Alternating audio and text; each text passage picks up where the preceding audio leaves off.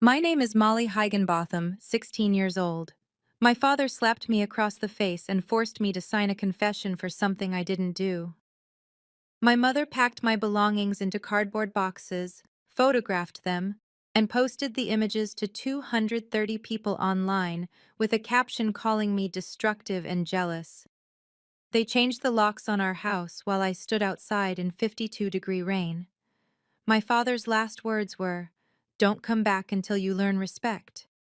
I had $20, one backpack, and nowhere to sleep.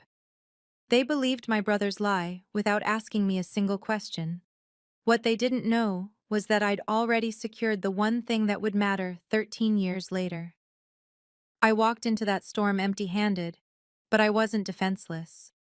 And the foundation they thought they'd destroyed became the one I'd build everything on, including the truth that would eventually bury them. Let me show you exactly how that happened. I'm at my desk on the 14th floor when Beth leans into my cubicle. The Austin skyline glitters behind her through floor-to-ceiling windows, glass towers, morning sun, the kind of view I once thought I'd never earn. "Molly, nice work on the Next Tech audit flag," she says, setting a file on my keyboard. "IRS just escalated it to criminal investigation. Your pattern recognition was spot on. Fake contractor deductions, stock basis manipulation, textbook fraud." I nod. Professional. "Thank you. The red flags were pretty clear once I cross-referenced their 1099 filings with actual project deliverables." Beth smiles. "This is why we hired you. You don't miss anything." She leaves. I open the file. Case number IRS-2023-TX-4891. Client, Austin FinTech Partners, LLC. My notes, highlighted in yellow, fill the margins. 83 questionable transactions. I'd spent 4 weeks building this case, cross-checking every invoice, every wire transfer. I'm good at this. Finding lies hidden in numbers. Making the invisible visible. I close the file. My hand brushes the nameplate on my desk. Molly Higginbotham, CPA. Nextech, that name sounds familiar. The drive home takes 23 minutes. Traffic on Mopac is light for a Wednesday evening. I pull into the parking garage of my building, a mid-rise condo complex in West Campus. One bedroom, 680 square feet, purchased 3 years ago for $385,000. I put down 20%, $77,000 I'd saved over 6 years of working. The mortgage is $1,847 a month. I've never been late. Not once. Inside, I drop my keys in the ceramic bowl by the door, a gift from Janet Kowalski on my college graduation day. The apartment is clean, minimal. A couch I bought on sale at IKEA, a dining table that seats two, framed diplomas on the wall, Austin Community College, University of Texas, my CPA license. This is mine, every square foot. No one gave it to me. No one can take it away. I heat up leftover pasta, penne with marinara I made Sunday. Meal prep is a habit I picked up in my early 20s, when every dollar mattered. It still matters, but differently now. I have $96,300 in annual salary, $78,000 in my 401k, $38,000 in my emergency fund, zero debt. I paid off my student loans, $38,600 total, in November of 2023. I eat at the table, not the couch. Another habit. Structure over comfort. My phone buzzes. Unknown Austin number. I let it go to voicemail. I finish eating, wash the dish, and sit down with my laptop. Curiosity wins. I Google Next Tech Solutions, LLC Austin. The company website loads. Corporate tech startup. Series B funding. Leadership team photos. And there, fourth from the left, Vanessa Higginbotham, VP of Finance. My mother. I haven't seen her face in 13 years. The photo is professional, hairstyled, navy blazer, the same expression she wore at charity galas, confident, untouchable. I scroll further, find a LinkedIn post from 2019. Her profile, public, a long post about tax optimization strategies with the hashtag SmartBusiness.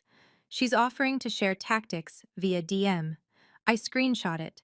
Save it as mom_LinkedIn_2019.png in a folder on my desktop labeled Archive. The pattern I flagged in the fintech audit, the fake contractor deductions, the stock basis games, it's identical to what she's describing. The same playbook. I close the laptop. I put my own mother on the IRS radar. The voicemail notification blinks. I press play. Molly, it's Ethan. I freeze. I know you don't want to hear from me, but it's an emergency. Mom and Dad, they're in trouble. Please. I'm at the Starbucks on Guadalupe. I'll wait until closing. Please. His voice cracks on the word trouble. I haven't heard my brother's voice in 6 years. The last time was a drunk call at 2 in the morning, March 14th, 2019. He cried. He confessed. He said he couldn't tell our parents the truth. I recorded that call. Texas is a one-party consent state. I didn't need his permission. I grabbed my keys. Now let me take you back to where this started. November 12th, 2012. I was 16. Ethan was 21. And everything I thought I knew about family ended in 4 hours. It started at 4:47 p.m. I was in the kitchen doing homework when I heard the crash. Not a small sound, something massive, wood splintering, a sound that shouldn't exist in a house like ours. It came from upstairs, from Ethan's practice studio. I ran. The studio was soundproofed, foam panels on the walls, thick carpet, a space designed for 6 hours of daily practice. The door was ajar. I pushed it open. Ethan was on the floor, surrounded by pieces of his cello, not cracked, destroyed. The neck snapped clean at the joint. The body split down the center, splinters everywhere. He was holding a piece of it in his hands, shaking. Ethan? Oh my God, what happened? He looked up at me. His face was wet. He'd been crying. But when our eyes met, something shifted. The panic drained out of his expression. Something colder replaced it. This is your fault now, he said. Quiet, calm. I didn't understand. What? I just got here. What are you? When they ask, you were angry I got into Curtis and you didn't. You pushed me. The cello fell. Got it? What? No, Ethan, I'm not going to. He stood up. You will. Or I'll tell them you've been jealous for months. Who do you think they'll believe? I heard the garage door opening downstairs. Mom and Dad were home. They'd been at a charity gala, black tie event downtown. Dad still wore his tuxedo when he came upstairs. Mom's red silk evening gown rustled as she walked. They smelled like champagne and expensive cologne. Ethan was already crying when they reached the studio door. I tried to stop her, Dad, he said, voice breaking perfectly. She was so angry. She said I didn't deserve Curtis. She pushed me into the stand and, where is she? Dad's voice was thunder. I never heard him that loud. I stepped forward. That's not true. He's lying. I saw him break it himself. Mom cut me off. Enough. We know jealousy when we see it. I'm not jealous. I didn't touch. Dad grabbed my arm. Hard. You're going to fix this. He dragged me downstairs to his home office, the one with the mahogany desk and the wall of legal books. He sat down at his computer and started typing. What are you doing? He didn't answer. The printer whirred. He pulled out a sheet of paper on his law firm's letterhead. Botham and Associates across the top. He slid it across the desk. Sign this. I read it. Acknowledgement of responsibility. It said I accepted full responsibility for destroying property valued over $25,000. It had blank lines for my signature and the date. This isn't real. You can't. I'm an attorney. Try me. He opened a drawer, pulled out a Mont Blanc pen. Sign it, or I call the police and report you for felony criminal mischief. Destruction of property over 25,000 is a felony in Texas. You'll have a record. No college will touch you. My hand shook as I took the pen. I signed it. The signature was barely legible. He took the paper, folded it, and smiled. Good girl. Mom was upstairs in my room. I heard drawers opening, things being thrown. When I got there, she'd already packed 6 cardboard boxes with my clothes, books, laptop, everything. She was on her phone, taking pictures. Mom, what are you doing? She didn't look at me, just kept photographing. The boxes.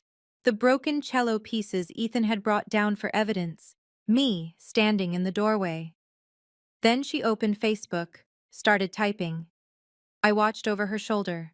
Private group, 230 members, friends, family, church congregation, dad's colleagues. Her caption: Our daughter destroyed her brother's $28,500 cello in a fit of jealousy. We will not enable this behavior. Sometimes love means tough consequences. Pray for our family. She posted it. Within minutes, the comments started rolling in. She read them aloud, like she wanted me to hear. Linda says, "You're doing the right thing, Vanessa. Tough love is still love." Karen says, "I can't believe she'd do that to her own brother." Oh, here's Pastor Mike, praying for your family's healing. 47 comments in the first hour. Not one person asked for my side. At 10 p.m., a locksmith arrived. Dad had called him, paid $340 cash for an emergency visit. I watched through the window as the man installed a new deadbolt. Schlager BE 365. I remember the model number because I stared at the box for 20 minutes while he worked. Mom carried my boxes outside, left them on the driveway. Dad stood at the door. I was on the porch, backpack over my shoulder. Don't come back until you learn respect, he said. You're 16, old enough to understand consequences. If you can destroy your brother's future, you can figure out your own. The door shut. I heard the new lock click. I stood there for 38 seconds, waiting for it to open again. It didn't. The temperature was 52 degrees. Rain started at 10:47, light at first, then heavier. I pulled my jacket hood up. The backpack straps dug into my shoulders. I had $20 in my wallet, one $20 bill. Everything I owned was in 6 boxes on the driveway, getting wet. I started walking. 2.3 miles to Zilker Park. It took me 43 minutes in the rain.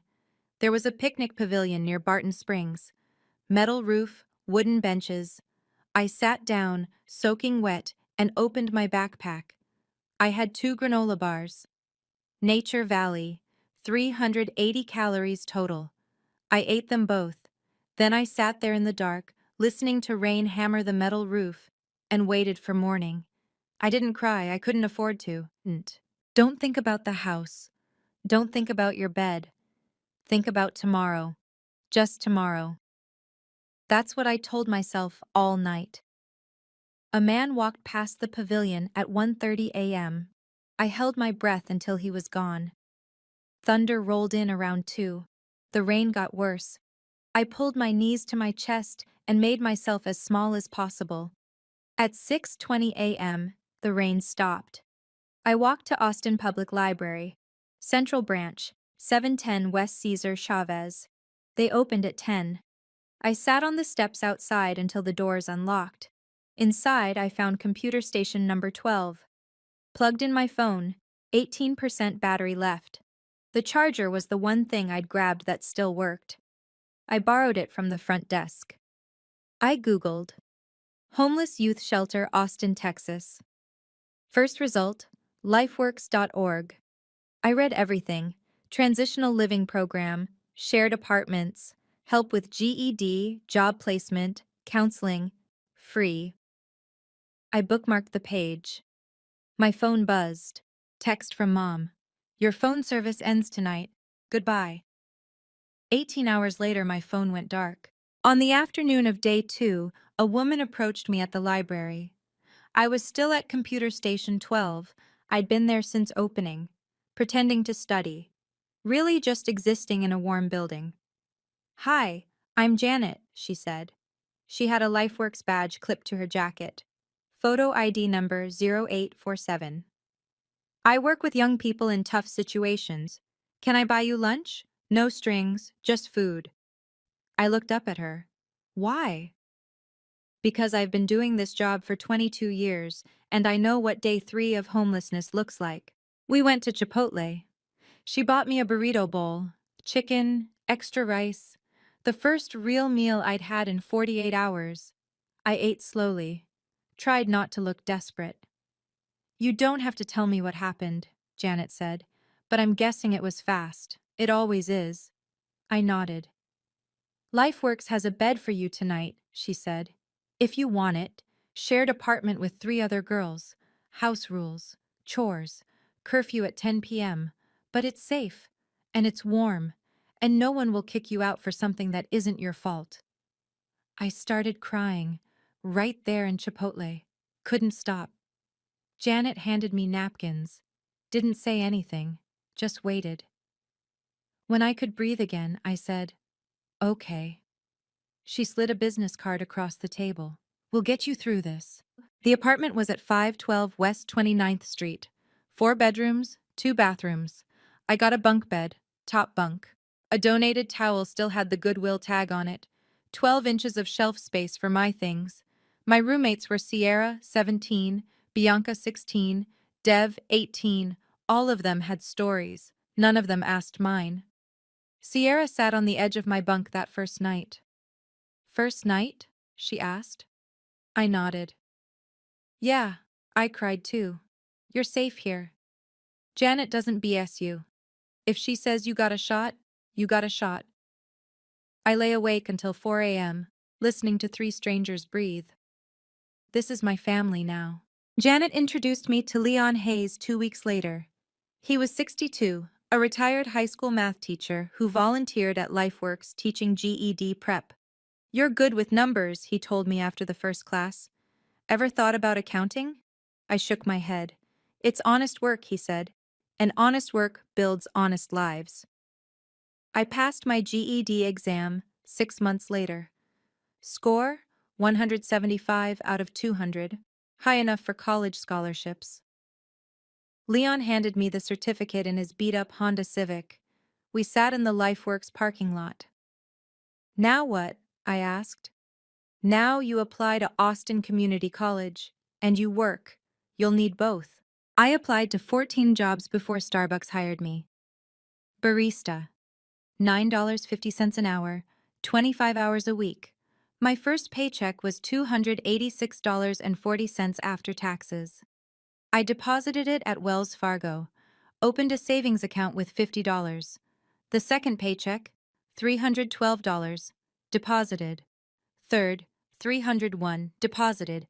I was building something they couldn't take. Austin Community College accepted me with a merit scholarship, $3,200 a year. I declared accounting as my major, took 5 classes a semester while working at Starbucks, made Dean's List twice. In my second year, I started doing bookkeeping for small businesses, $15 an hour. My first client was Garcia Family Bakery on East 6th. They paid me in cash and tres leches cake. I saved everything. When I applied to transfer to UT Austin, I had a 3.91 GPA and 42 credits. The acceptance email came on a Tuesday. "Congratulations, Ms. Higginbotham. You have been admitted to the McCombs School of Business for fall 2014. I walked onto campus that August, 2 miles from my parents' house. They had no idea I was there. UT was different, bigger, wealthier. I saw students driving cars that cost more than my entire 2 years of tuition. I wore the same 4 outfits on rotation. Ate ramen, studied in the library until it closed. I worked part-time at Henderson and Price LLP Junior Bookkeeping, $18 an hour. I filed documents, reconciled accounts, learned how real accounting worked. My professors noticed. One of them, Dr. Whitman, pulled me aside after class. "You should sit for the CPA exam," he said. "You have the precision for it." "I need 150 credit hours," I said. "I'll only have 120 when I graduate." "Take online courses. Night classes, you can do it. So I did. I graduated from UT in May 2018 with a 3.78 GPA, bachelor's in accounting. I'd completed the extra 30 credits through online courses at Austin Community College, paid for them with money I'd saved from Henderson and Price. Total student loans, $38,600. I took the CPA exam 4 months later. 4 sections: auditing, business environment, financial accounting, regulation. I passed all 4 on the first attempt. A UD, 89. BEC, 84. FAR, 81. REG, 87. The pass rate for all 4 sections on the first try is around 6%. When I opened the results email, I sat at my kitchen table and stared at the screen for 11 minutes. Molly Higginbotham, CPA. They tried to erase me. I became undeniable. Deloitte called 3 weeks later. We'd like to interview you for senior auditor in our Forensic and Dispute Services division. I wore a suit I'd bought at a thrift store, pressed and clean. $22. The interview was 4 hours. Case studies, technical questions, behavioral scenarios. They offered me the job the next day. Starting salary, $72,000 a year. I accepted. 5 years later, now, I make $96,300 annually.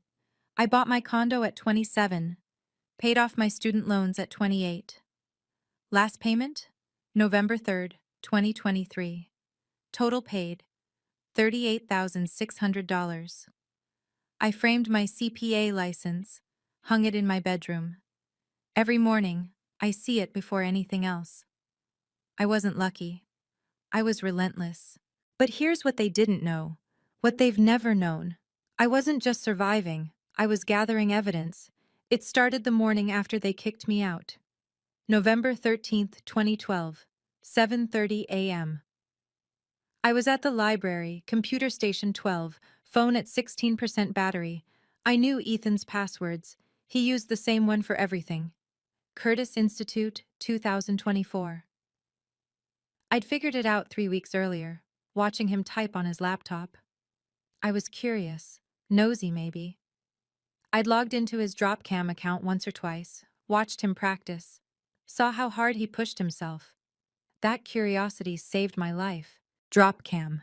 The security camera Ethan had installed in his practice studio 6 months before the incident. He used it to review his sessions, analyze his bow technique, check his posture.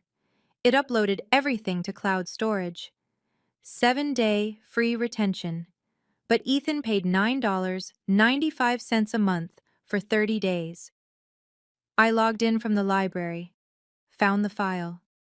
Studio _ camera _ 2012 -11 -12 _ 1647.mp4. 720 pixels, 427 megabytes, 14 minutes, 11 seconds. I downloaded it to a USB drive I'd bought at Walgreens with $3 of my 20. 8 gigabytes, $12.99. Then I uploaded it to my backup Gmail account, the one I'd made in middle school, mollyhigginbotham.backup@gmail.com. I watched it once before saving it. Timestamp 4:47:18 p.m. Ethan opens an email on his laptop. His face crumbles. 4:49:03 p.m. He stands up, starts pacing, then screaming, "I can't do this anymore. I can't be perfect." 4:51:21 p.m. He lifts the cello, smashes it into the floor. Once, twice, 3 times. The sound, crack, crack, crack. 4:52:24 p.m. He collapses, sits on the floor holding his head, crying. 4:53:27 p.m. I open the door. "Ethan? Oh my God, what happened?" 4:53:45 p.m. He looks at me. The calculation happens in real time. Panic becomes cold strategy. "This is your fault now." I saved 3 copies. USB, Google Drive, Cloud Backup. Ethan deleted the footage from his account at 11:23 p.m. that night. Told our parents the camera system crashed. Too late. I already had it. I didn't know what I'd do with it. Not then. I just knew I needed insurance. Proof that I existed. Proof that the story they were telling was a lie. I wasn't gathering evidence for revenge. I was building insurance against erasure. Years passed. I moved through GED, community college, UT, the CPA exam. I kept the video.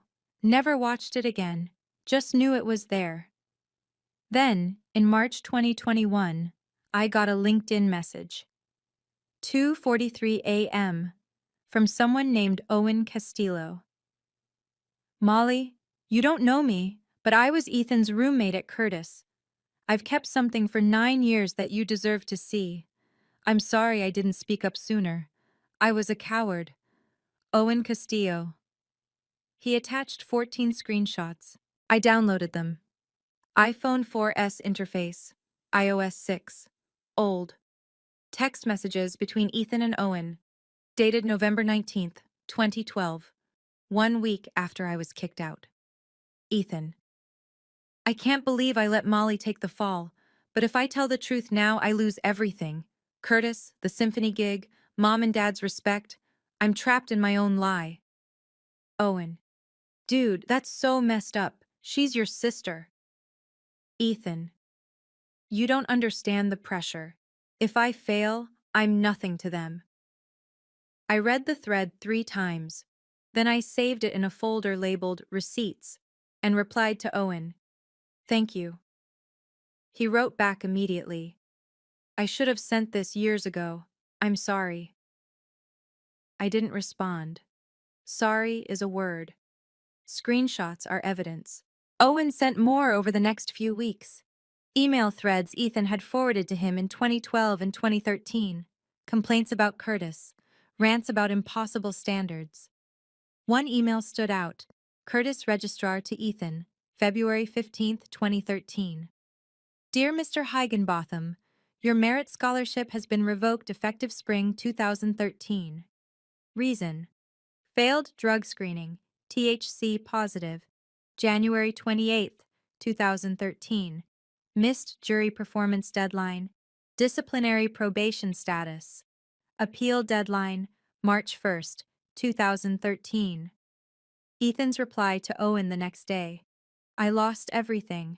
I should have told the truth about the cello from the start. Now I've lost everything, and Molly hates me. Ethan dropped out of Curtis in March 2013. 3 months after I lost my home. He lost his scholarship anyway, but no one threw him out. March 14, 2019. 2:17 a.m. My phone rang. Unknown number, Austin area code. I almost didn't answer, but something made me pick up. Molly? Ethan's voice. Drunk, slurred. I didn't say anything. Just opened the Tape-A-Call app. Hit record. Texas is a one-party consent state. I didn't need his permission. Molly, I'm sorry. I'm so sorry. I lied. I broke the cello. I let you take the fall because I was scared. I'm a coward. I ruined your life. Silence. I waited. Why are you calling me now? I'm in therapy. My therapist says I need to make amends, but I can't tell Mom and Dad. They'll never forgive me. I just needed you to know. I'm sorry. You're sorry, but you won't tell the truth. 47 seconds of silence.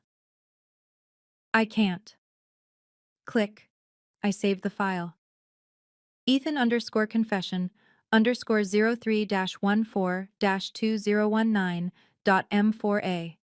8 minutes, 34 seconds. Backed it up 3 places. I listened to it once a year. On November 12th, to remember what truth sounds like. In 2020, I hired a private investigator. Cost me $1,800. I gave him one task: find the luthier who serviced Ethan's cello before it broke. It took him 3 weeks. Giovanni's String Instruments, 1401 South Lamar Boulevard. The shop owner was Giovanni Moretti, 68 years old, Italian accent. He remembered. That boy, he said, shaking his head. Shaking hands when he brought it in. October 23rd, 2012. Said he'd hit the wall with the cello during practice. Crack in the lower bout. I repaired it. $1,850. But I warned him. I told him, this instrument cannot take another hit like this. The structural integrity is compromised. He pulled the receipt from his files. Still had it. Service, repair crack in lower bout, impact damage. Cost, $1,850. Handwritten note at the bottom. Warn, structural integrity compromised. 3 weeks later, Giovanni said, I heard it got destroyed completely. I always wondered what happened. I asked if he'd testify if needed. He nodded. For the truth? Always. 4 receipts. 4 layers of proof. The drop cam footage. 14 minutes showing Ethan alone, breaking the cello, blaming me. Owen's texts. Ethan admitting the lie 1 week later. The recorded call. Ethan confessing 7 years later, but refusing to tell our parents. The repair receipt. Proof Ethan had already damaged the cello weeks before, contradicting his story of my sudden attack. And one more thing Owen sent in 2020. The Curtis email trail showing Ethan lost his scholarship for drugs and missed deadlines in February 2013, not because of the broken cello, but because he was falling apart. I had everything. I just didn't know when I'd need it. 13 years. That's how long I didn't contact them. 2 voicemails from Ethan. 2015. 2017. I never listened past 10 seconds. Delete, both times. The third call, in 2019, I answered. Recorded it, saved it, never replied. I check their Facebook profiles once a year. November 12th, a ritual. Mom's posts were always the same. Photos of her and Dad and Ethan, Thanksgiving dinners, Christmas mornings, captions about gratitude and family and second chances. Hashtag blessed. Thanksgiving 2018. Photo of the 3 of them at the table. 83 likes. 12 comments saying, beautiful family. 0 mentions of a daughter. Dad's LinkedIn showed promotions. Senior partner at his firm in 2020. New headshot. Same smug expression. Mom's company, Next Tech Solutions, made her VP of Finance in 2017. She posted about it. Celebrated with champagne. Ethan's online presence was sparse. LinkedIn. Freelance music instructor, Austin, Texas. Self-employed, 2014 to present. His Yelp page had 3.2 stars. Reviews complained about cancellations and lack of professionalism. He never became the prodigy they sacrificed me for, but they still chose him. I went to therapy starting in 2019. Dr. Kavitha Patel. Weekly sessions. 45 minutes. $120 per session, covered by my Deloitte insurance. You don't owe them forgiveness, Molly, Dr. Patel said in one session. But do you owe yourself closure? Closure is what I built, I said. This condo, this career, this life they said I'd never have, that's my closure. She leaned forward. What would you do if they needed you? I didn't have an answer, not yet. Spring 2023. I was assigned to audit a tech startup, Austin FinTech Partners, LLC. Routine compliance check. 4 weeks into the audit, I started seeing patterns. Fake contractor deductions. Services billed but never rendered. Stock basis manipulation. Reporting lower purchase prices to inflate capital gains deductions. I flagged 83 transactions, built a case file, documented everything. My senior manager, Beth Kowalczyk, called me into her office. Molly, this is excellent work. This isn't just sloppy bookkeeping. This is fraud. I'm escalating to IRS Criminal Investigation Division. I nodded. Professional. The red flags were clear once I cross-referenced the 1099s with actual deliverables. She filed the report on April 12, 2023. The IRS opened a case 2 weeks later, June 15, 2023. I was at home, scrolling through old files. I don't know why. Maybe instinct. I found the screenshot I'd saved.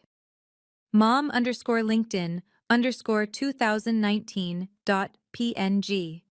Her post from 2019, the one about tax optimization strategies.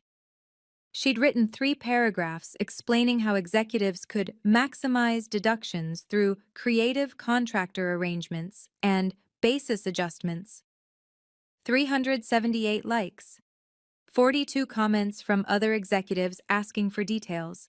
I read it again. Then I read my audit notes on Austin FinTech Partners. The patterns were identical. Stock basis manipulation, fake contractor deductions, the same playbook. I Googled Nextech Solutions LLCIRS. No results. Not yet. I closed the laptop. Didn't sleep that night. October 18th, 2023. Evening session with Dr. Patel. Emergency appointment. I think I did something, I said. What do you mean?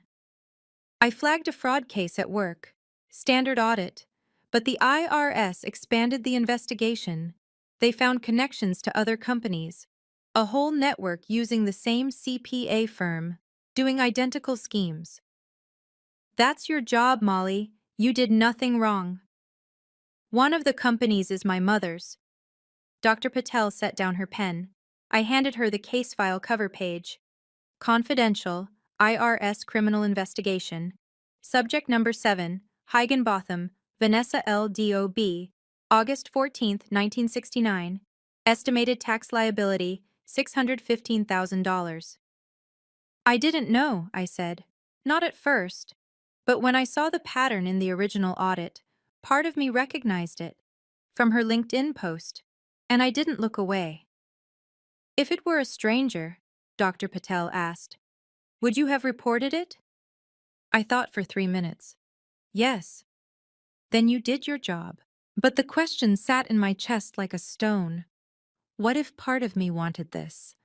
What if I saw the pattern and didn't look away because I knew where it led? I recused myself from the case. Beth understood, but the damage was done. My mother was facing criminal charges for tax fraud, $615,000 in back taxes and penalties, possibly 5 years in prison. And I was the one who'd lit the match, not on purpose, but I'd lit it. I didn't light the fire, I told myself. They did. I just documented the smoke. If you've ever been blamed for something you didn't do, you'll understand what comes next. Hit subscribe. This gets worse before it gets better. December 11th, 2025, Wednesday evening, 6:58 p.m. I'm sitting in a Starbucks on Guadalupe Street. Table by the window. Grande oat milk latte in front of me, untouched. Ethan walks in. I recognize him immediately, but he looks different. Older. Gray at the temples. He's 34, but he looks 40. His hands shake as he approaches the table. Molly. I don't stand. Sit. He sits. We stare at each other for 18 seconds. Thank you for coming, he says. What do you want, Ethan? He exhales. I know I don't deserve to ask, but Mom and Dad are in trouble. The IRS tax fraud charges. They're facing prison, 5 years. The penalties are $615,000. Their lawyer says if someone from the family writes an impact statement, tells the judge we've reconciled, that they're good people who made mistakes, it could reduce the sentence, probation instead of prison. I take a sip of my latte. You want me to lie? It's not lying, it's mercy. You don't know the difference. His jaw tightens. Molly, I know you're angry. I know what we did was wrong, but they're still our parents. They're old. Dad's 68, Mom's 66. Prison would destroy them. And kicking me out at 16? What did that do? I'm not saying it was right. Good, because I have something to show you. I pull out my laptop. I open the file. Studio underscore camera underscore 2012-11-12 underscore 1647.mp4. Turn the screen toward him. Press play. The video starts. Timestamp 4:47:18 p.m. Ethan at his laptop reading. His face crumbles. He stares at the screen. Where did you get this? Curtis Institute 2024. You really should have changed your passwords. On screen, his younger self stands, paces, screams. I can't do this anymore. I can't be perfect. He lifts the cello. Smash, smash, smash. The sound of wood splintering fills the coffee shop. A few customers glance over. I keep the volume low, just loud enough. Ethan's face goes white. On screen, he collapses, cries. Then I walk in. Ethan? Oh my God, what happened? And then the line. The one that destroyed everything. This is your fault now. The video stops at 4:57:53, frozen on his younger face, holding a piece of the cello, staring at 16-year-old me. I close the laptop. Ethan's hands are shaking harder now. You've had this the whole time? 13 years. Why didn't you? Because I wanted to survive first. I needed to build a life where the truth couldn't be taken from me, where I had standing, where people would listen. I reach into my bag, pull out 4 manila folders, set them on the table one by one. Owen's text messages from November 19th, 2012. You admitting to him that you lied, that you let me take the fall. Audio transcript of your call to me on March 14th, 2019. You confessing, saying you couldn't tell mom and dad because they'd never forgive you.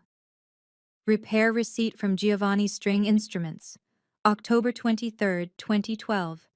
3 weeks before you broke the cello, you'd already damaged it. Giovanni warned you the structural integrity was compromised. And emails from Curtis Institute showing you lost your scholarship in February 2013. Not because of the cello, because you failed a drug test and missed deadlines. I slide the folders across the table. I have everything, Ethan. He opens the first folder, reads Owen's texts. His lips move silently. Where did you get these?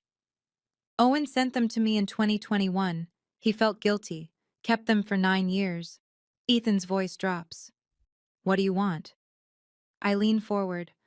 I'll write the impact letter, but only if you do 3 things. He looks up. 1. Post a public confession on Facebook, the same group Mom used to destroy me in 2012. Admit you lied. Admit they threw me out for something you did. 230 people need to know the truth. His face pales. 2. Mom and Dad return my college fund.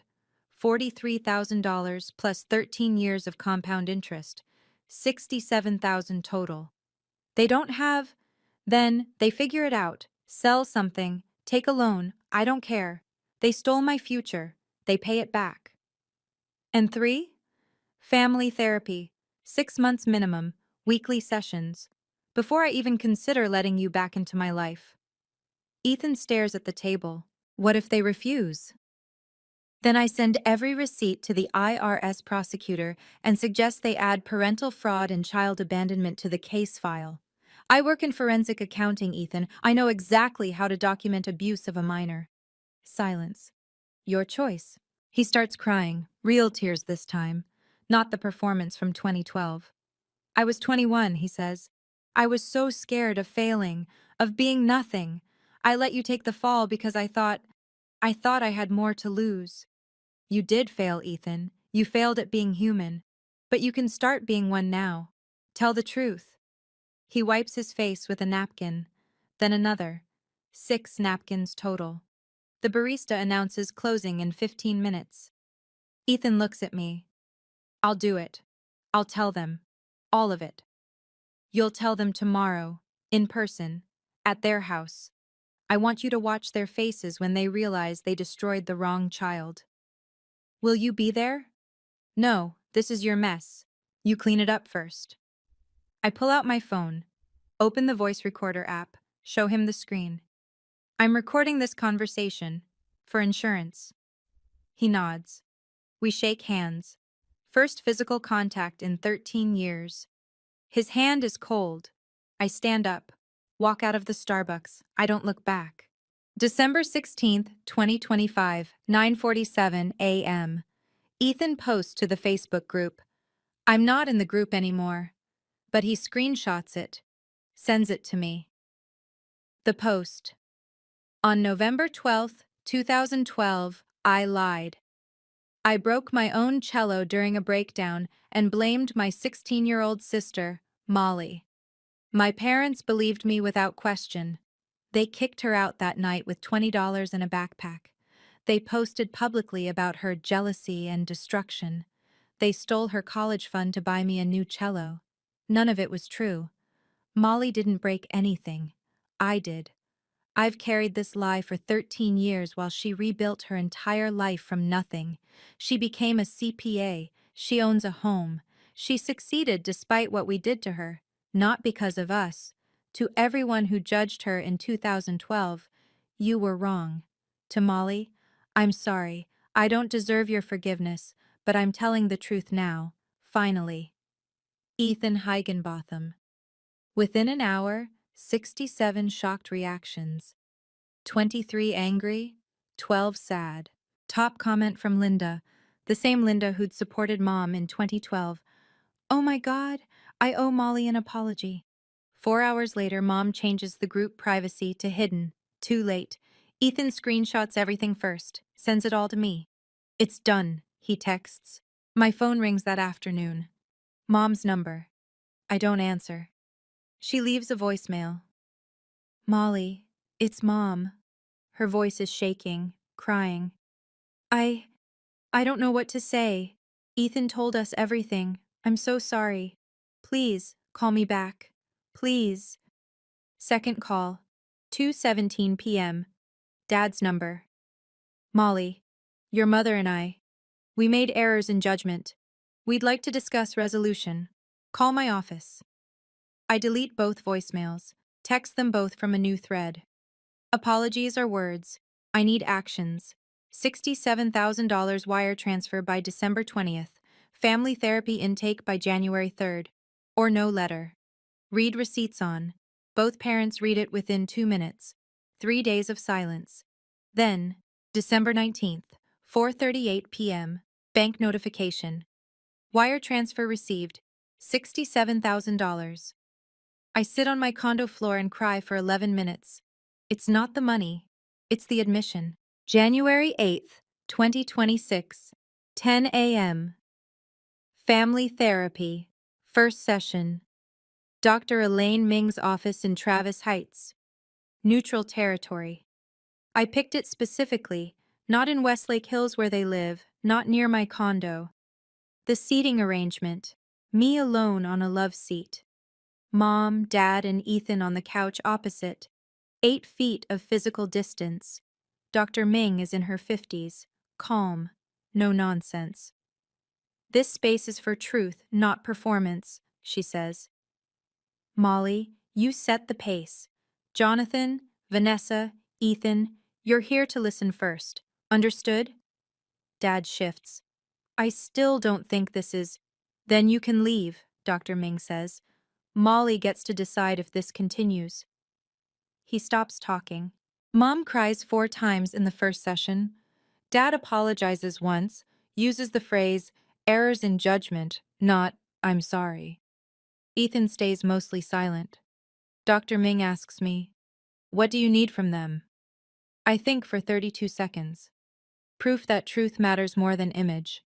Session 1, 90 minutes. We schedule 6 more. January 15th, 2026. I write the impact letter.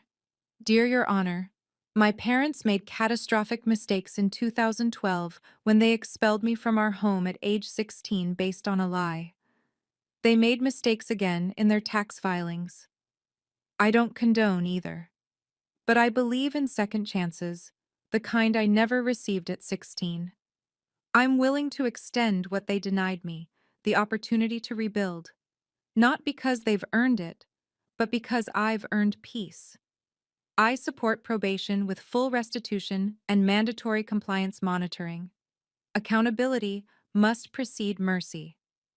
Sincerely, Molly Higginbotham, CPA, 847 words, notarized, submitted to the Western District of Texas Court, case number 5:25-CR-00381.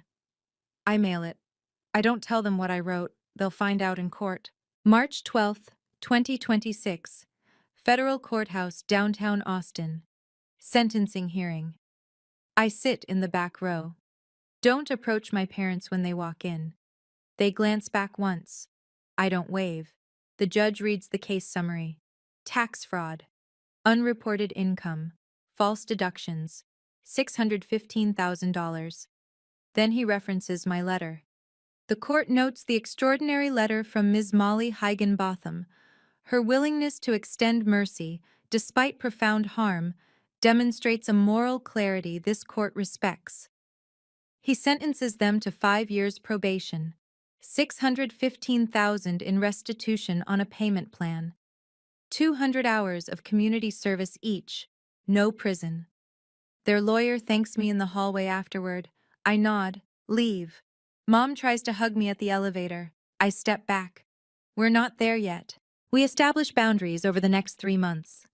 Monthly coffee meetings, first Saturday of each month. Mozart's Coffee on Lake Austin Boulevard, 10 a.m. Neutral location. Topics allowed: surface level, current events, therapy progress. How's work? Topics forbidden: relitigating 2012, financial requests, guilt trips. I keep a journal. Month 3, I write. Dad said, "I'm proud of you." I said, "Thank you." It felt strange, not bad, just strange. Ethan asks if I'll come to his recital. He's teaching again, performing small local gigs. Maybe, I say. Ask me in 6 months. I'm in my condo now. April 2026. Evening. I stand at the window. The Austin skyline glows in the sunset. I can see downtown from here. The buildings I used to think I'd never reach. My CPA license hangs on the wall behind me, framed. In my desk drawer, there's a USB drive labeled November 12th, 2012. I don't need it anymore, but I haven't deleted it. Maybe I never will. Evidence of survival. Proof I existed when they tried to erase me. I used to think I survived in spite of what they did to me. Now I know. I survived because of what I built after. The GED, the degree, the license, the condo, the receipts.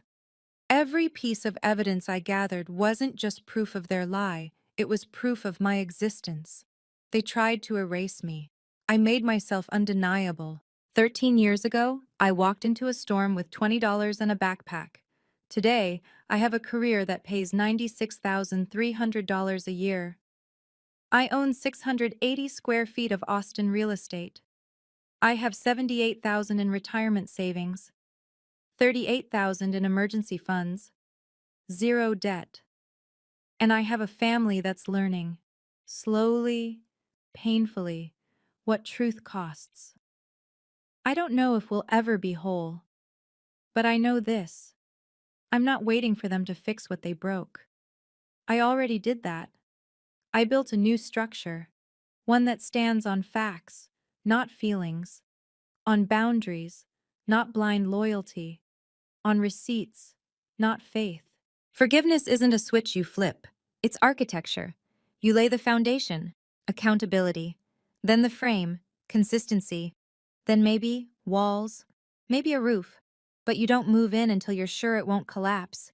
I'm not there yet, but I'm building, one boundary at a time. If this story resonated with you, if you've ever had to rebuild after betrayal or set boundaries with people who hurt you, you're not alone.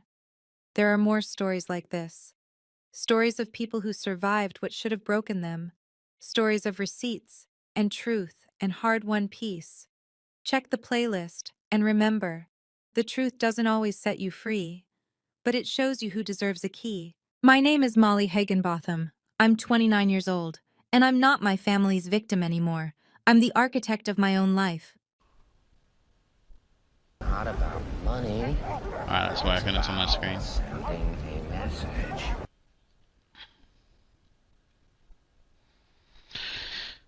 I want to be on every day, Jiggly.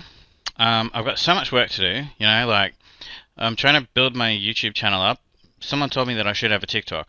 I started making TikToks and it just went You know, like people like my videos. Great, fantastic. That's great. Thank you. You know, I was never going to be a Twitch streamer. People just kept coming back and talking to me, and I love it. It's so much fun, and I've got to play the games in order to record the stuff that I want to put on YouTube anyway, right? So this is great, you know. Um, and the people that you meet on Twitch are the best gamers, honestly. They are the best kind of gamer. That you know, I've met gamers all my life in different groups. Alright, so that's working. Hang on, sorry, I got a little checklist of things I'm trying to go through in my head. Alright, we're good.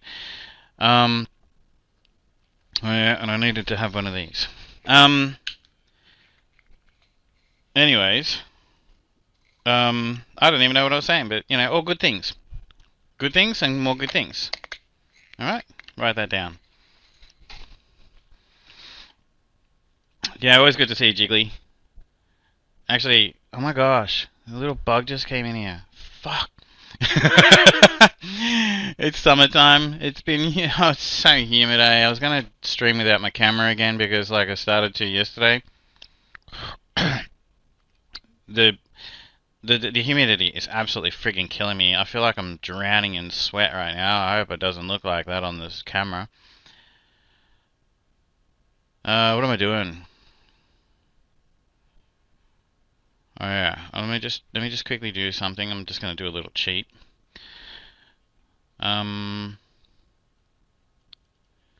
Take 1 second before I start the game. Just gonna film the truck up and stuff for free.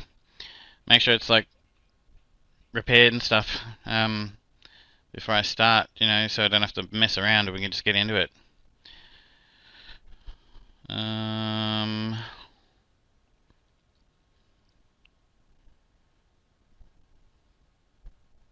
Stream save. Here we go. Fix vehicles.